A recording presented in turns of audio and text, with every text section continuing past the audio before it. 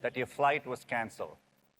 Google recently showed how its generative AI could instantly compose an email asking for a refund on a canceled flight. Maybe you want to refine it further. In this case, a more elaborate email might increase the chances of getting the refund. Generative AI's ability to write and pull together material in support of an argument is one reason researchers at Goldman Sachs estimated that 44% of legal work could be automated.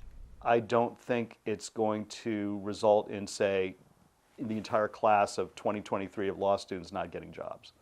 I think it's going to maybe result in some non-hires. If you, in yesteryear, had a team of 6 lawyers on a particular matter, you may only need 4 of them.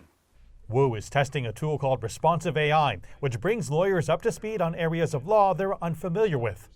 What are the types of product liability claims that a plaintiff could assert against a product manufacturer under California law? Responsive quickly writes an overview, points to prove, and a list of important cases.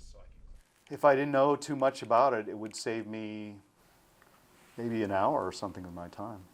In May, one legal team took generative AI into New York federal court by using ChatGPT to write a brief that cited more than half a dozen relevant court decisions.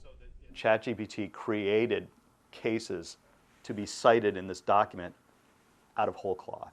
They didn't really exist. They were hallucinating. The judge caught it because the judge is looking up these cases to see, okay, what is counsel citing to me?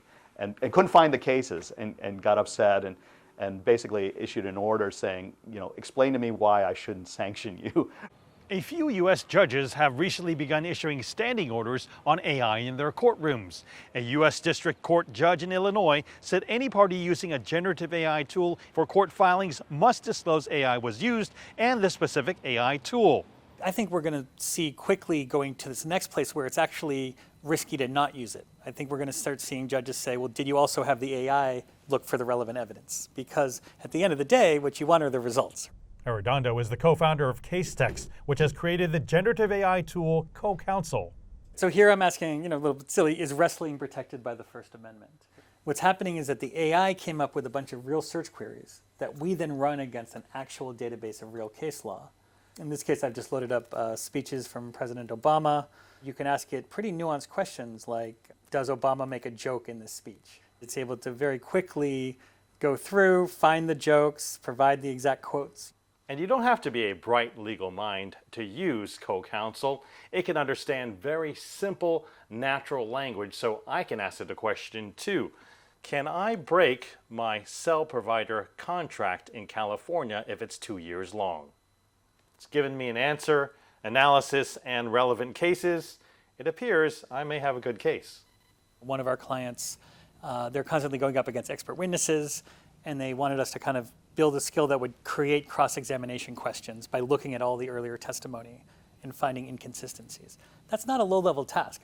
Arredondo says some of their law firm clients have gone from worrying about the risk of AI to saying there's a greater risk when not using AI and having details overlooked by the human eye. You were going to ask for 1.5. Mark New, CGTN, Redwood City, California.